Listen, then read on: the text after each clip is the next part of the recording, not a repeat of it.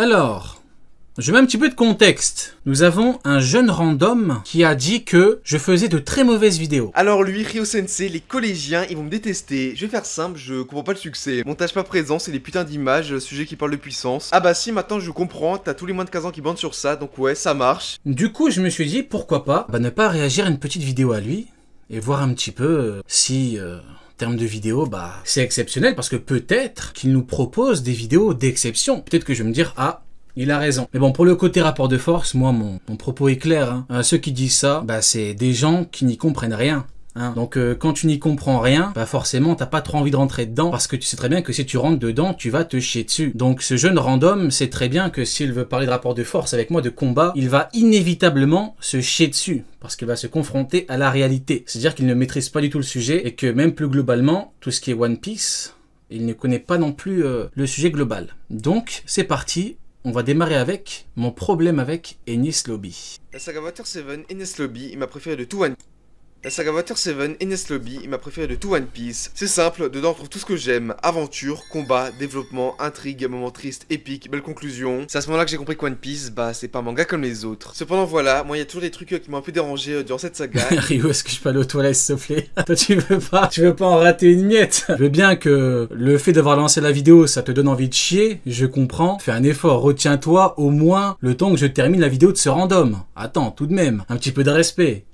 Et notamment Enies Lobby. Je pense sincèrement que Water 7 et le passé Enies Lobby sont parfaits, vraiment parfaits, mais l'arc pur en lui-même, vraiment pas. Toute la saga est excellente, clairement, je dis pas le contraire, mais après une relecture, je vois beaucoup trop de problèmes, voire carrément des incohérences. Ah, beaucoup de problèmes, voire des incohérences. Tiens.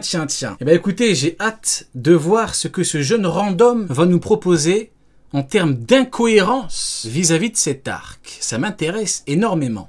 Sort complètement du truc. Considéré pour beaucoup comme le meilleur arc de One Piece, et moi je suis vraiment pas d'accord. T'es pas d'accord parce que tu as des avis de merde. C'est pour ça que t'es pas d'accord. Alors oui, il est très bien, il est excellent, il a fait passer un cap à One Piece, mais pour moi il y a beaucoup de choses qui me gênent. Là t'as tous les débiles, tous les collégiens fans de One Piece qui ont m'insulté parce que selon eux, l'arc est sans défaut, mais tranquille référencement, donc commentez, ça m'arrange. Je vous propose notamment de ces problèmes / défauts. C'est pas trop une analyse, une review ou quoi, c'est juste moi qui cite les problèmes, défauts que j'ai vu durant ma lecture, ma relecture et mon visionnage. Dans la conclusion qui est plutôt importante, je vais quand même nuancer évidemment. Parce que oui, même si je vais faire que râler et encore râler. Faut qu'il articule par pitié, je pense qu'il a un peu de mal à articuler effectivement. On va être indulgent vis-à-vis de la diction de cet infâme personnage. Les Enies Lobby Water 7, c'est dans mon cœur et très haut. Je voulais pas parler de l'arc en bien parce que certains l'ont déjà fait et bien mieux que moi, évidemment. Évidemment, bien mieux que toi, évidemment. Vu que tu fais des vidéos de merde et que t'as des avis de merde et que tu analyses comme un golemon, donc évidemment que les gens font de bien meilleures vidéos que toi, évidemment. Moi je voulais simplement parler de la déception que je ressors. Déception c'est le mot idéal car j'aime beaucoup Enies Lobby, mais surtout Ta déception, tu te la carres où je pense. T'as dit incohérence, tu nous parles des incohérences. Tes déceptions, on n'en a rien à foutre. Articule et parle des incohérences. J'en suis beaucoup déçu. Vous lâchez votre pouce. Je rigole les mecs, je rigole. Je vais me calmer, c'était peut-être malvenu, excusez-moi. Excusez-moi, je vais me calmer, je vais être beaucoup plus bienveillant, excusez-moi. J'ai été un petit peu trop dans le truc, je me calme. Bleu, je m'explique, on débat dans la bonne humeur, et sur ce... Ah, dans la bonne humeur, bien évidemment, dans la bonne humeur, oui, évidemment. C'est vrai que tu donnes envie. On commence, si c'est bon pour vous. J'ai commencé par le côté prévisible parce que tout l'arc on peut tout deviner et ça moi je kiffe pas du tout. Évidemment, oui. 10 ans après, c'est facile de dire qu'on peut tout deviner, On dirait les Golemons à l'époque de Nigashima, vous vous rappelez? À l'époque de Nigashima, quand je théorisais les combats, ils disaient mais n'importe quoi, c'est pas possible. Mais Kidelo, ça ne peut pas arriver parce que c'est une empereur. Mais qu'est-ce que tu racontes? Mais Zoro contre King, c'est pas possible. Zoro il est sur le toit, ça n'arrivera pas. Et après, dès que c'est fini, c'est évident. Oui, comme les primes, évidemment, les primes des empereurs. Je les théorise. Oh, c'est de la merde. Ça arrive, c'est évident. C'est facile d'arriver après. Stop, au bout d'un moment. Tu peux pas dire que tout était évident sur Enies Lobby. C'est faux. Tu le sais très bien. Tu démarres ta vidéo de merde, t'es malhonnête. Tu démarres ta vidéo de Golemon, t'es malhonnête. Surpris, j'aime quand on prend un revers, et dans un arc comme ça, bah c'est super ça. Exactement, il y a Mati qui dit quelque chose de très intéressant. Est-ce qu'il peut prédire Elba vite fait pour voir un truc? Exactement, tu sais, c'est comme sur Egghead. Tu sais, maintenant, les gens, maintenant que c'est fini, les gens te diront, oui, mais c'était évident, mais il y avait un doyen, donc évidemment qu'il y aura tous les doyens, mais Kizaru, évidemment, mais oui, et c'est normal. C'est les mêmes qui te disaient que Kizaru va trahir Saturne, que Kizaru va se retourner. Mais toi, tu dis, oui, bah, c'est évident, mais Kizaru, c'est un marine dans l'âme. Ben oui, évidemment. Simple, et pourtant rien m'a vraiment marqué sur ce point. On prend le schéma classique qui est cohérent mais qui me saoule. Le Luffy affronte le plus fort, Zoro le second, Sanji le troisième, mais là j'ai vraiment été déçu. Toujours la même histoire, galère, power-up, il gagne, bref. Mais tu veux quoi? Tu veux qu'ils perdent? Tu veux qu'ils perdent, c'est ça? Tu veux que la première fois où ils tombent sur de vrais gros ennemis, où ils ont de vrais gros power-up, comparé aux autres pseudo power-up qu'ils ont eu, tu veux qu'ils perdent? C'est stupide, c'est bête, c'est complètement con. Tu veux quoi? Tu veux qu'ils perdent maintenant? C'est arrivé après. Après t'as l'archipel. Mais c'est beaucoup trop tôt, enfin que ça n'a pas de sens. Souffle. Dès le moment, vraiment dès l'instant où Luffy est entré dans Enies Lobby, j'ai compris comment l'arc allait se dérouler. Mais bien sûr, t'avais compris comment l'arc... Il avait compris comment tout l'arc allait se dérouler. Oh mais quelle escroquerie, mais c'est terrible, je vous jure c'est terrible. Tous les jours, hein, quand les mecs, ils viennent 50 ans après, ils disent mais oui, mais je sais tout, je savais tout et Shiroda ne me surprend jamais. Bah bien évidemment, tu connaissais les power-ups, tu connaissais les victoires, évidemment.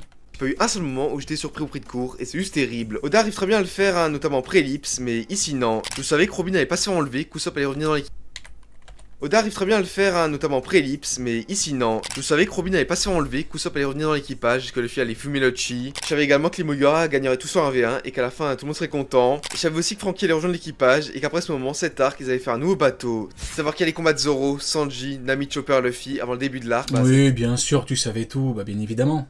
Oui, c'est totalement logique. On te fait confiance. Toi, grand escroc notoire que tu es, on va te faire confiance. Tu savais tout. Bah, c'est logique, hein. Tout le suspense, voire carrément l'intérêt. Est-ce que ça c'est vraiment un gros problème? Ouais, pas sûr, juste moi je me respecte et je veux lire une œuvre incroyable, magnifique de A à Z. Ça tombe bien, ça s'appelle One Piece. Mais malheureusement, j'ai l'impression que parfois Oda donne du caviar à des cochons. En l'occurrence, dans l'histoire, tu es le cochon. Le caviar c'est Enies Lobby, hein, et le cochon c'est toi. D'ailleurs, est-ce qu'on en parle du fait que le CP9 est tranquillement attendu alors comme un AV1 plutôt que simplement éradiquer le problème à la source? Mais tu veux quoi? Tu veux qu'il leur saute dessus directement, qu'on finisse l'arc en 2 chapitres? Mais qu'est-ce que c'est que ça? Mais qu'est-ce que c'est que ces gens-là? Qu'est-ce que c'est que ces gens-là? Enfin, au bout d'un moment, s'il vous plaît, les mecs, on est où là? Où est-ce qu'on est?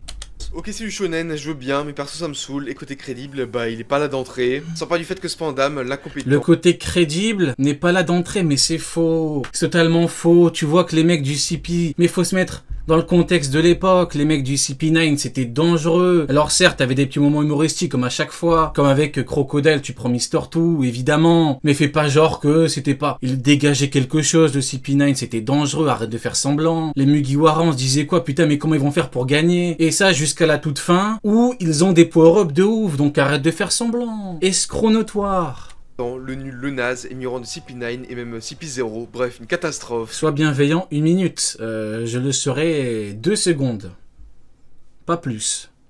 Bon bah c'est quoi l'intérêt de faire ça, vu qu'il y a des mecs dangereux dessus, c'est assez bizarre. Bref, un début d'arc et des trucs... C'est des arguments de merde, hein. C'est des arguments catastrophiques, mais qu'est-ce que c'est que ça? Vous vous rendez compte que c'est ce genre qui se permet de me dire à moi que je fais des vidéos de merde? Est-ce que vous vous rendez compte ou pas? Ces arguments sont catastrophiques, il n'y a rien d'intéressant. Le mec juste, il vomit sa merde. Il a activé son micro, sa caméra, il s'est dit aujourd'hui je vomis, aujourd'hui je dégueule.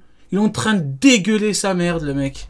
Coince et le côté prévisible qui fait que dès l'entrée, on a une mauvaise réputation. Il y a Rayleigh qui dit yo l'équipe. Le frérot, il débarque et il doit câbler. Yo frérot, comment ça va? Bah écoute moi, franchement ça va, hein. Je réagis à une vidéo, j'ai dit que j'allais être bienveillant. Donc là je me retiens pour être extrêmement sympathique. J'essaye de ne pas déborder. Voilà, tu remarqueras que pour l'instant j'arrive à me contenir. C'est compliqué. Hein, tu sais, c'est comme si tu parles avec quelqu'un, le mec il pue de la gueule, tu vois. Le mec il est devant toi, il est à même pas 1 mètre, il ouvre sa bouche, il parle, il pue de la gueule. T'as envie de lui dire c'est bon, tais-toi au bout d'un moment. Bah je suis dans la même situation. Je suis devant lui, il pue de la gueule, il parle. Donc j'ai essayé de me retenir, voilà, mais c'est compliqué, c'est extrêmement compliqué.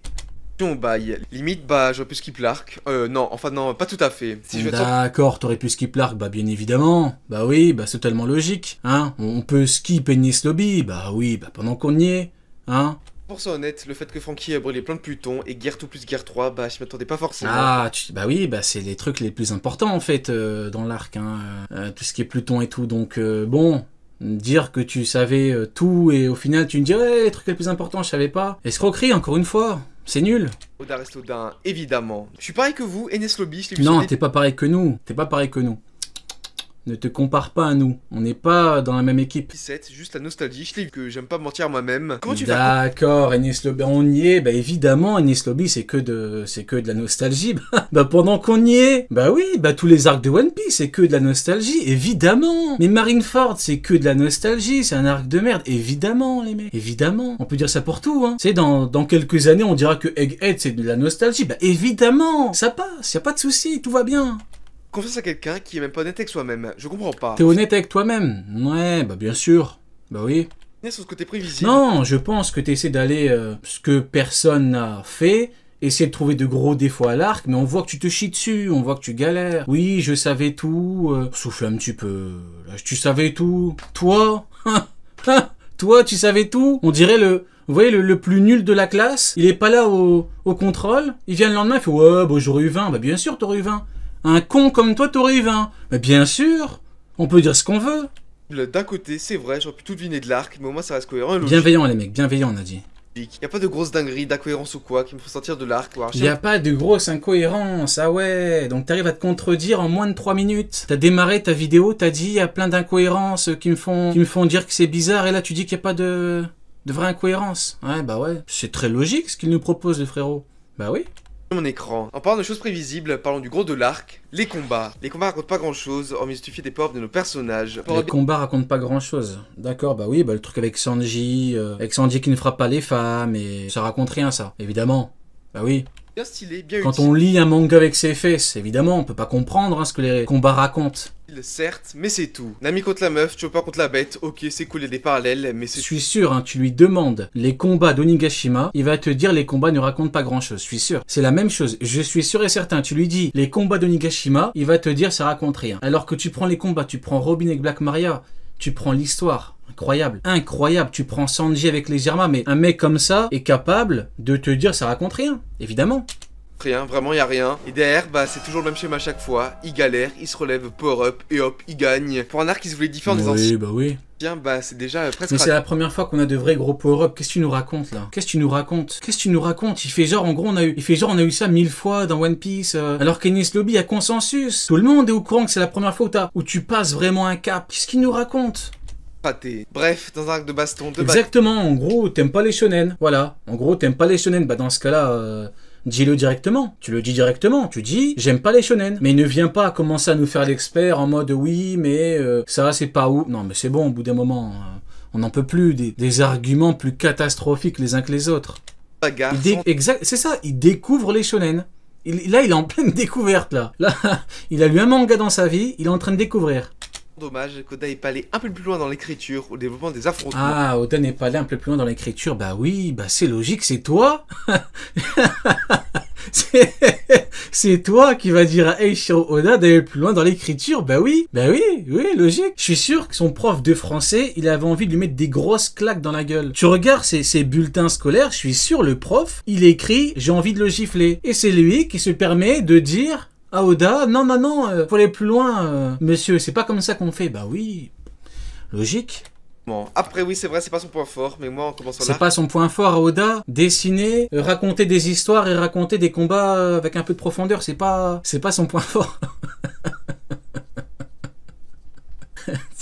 Un malade mental, je suis sûr, il a même pas compris ne serait-ce que 20% de ce que Oda raconte dans les combats d'Onigashima. Il vient nous faire l'expert, c'est pas son point fort à Oda. Bah oui, bah c'est quoi ses points forts à Oda du coup? Dis-nous, c'est quoi ses points forts? Si Oda, si Oda ne sait pas faire des combats avec un peu de profondeur, c'est quoi ses points forts à Oda?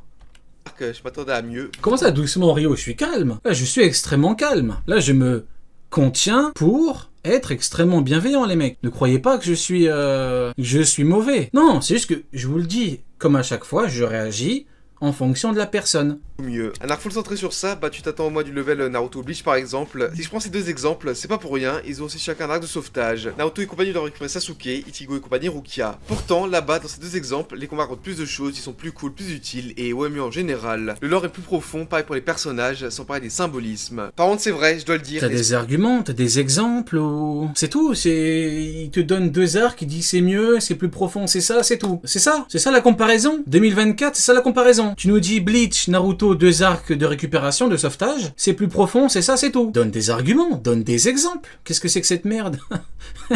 Mais qu'est-ce que c'est que ça? C'est aussi facile que ça. C'est ça les analyses en 2024. C'est ça? J'aurais mieux fait de parler de Ginny les mecs, hein. J'aurais mieux fait de lancer une vidéo sur Ginny parce que là c'est catastrophique.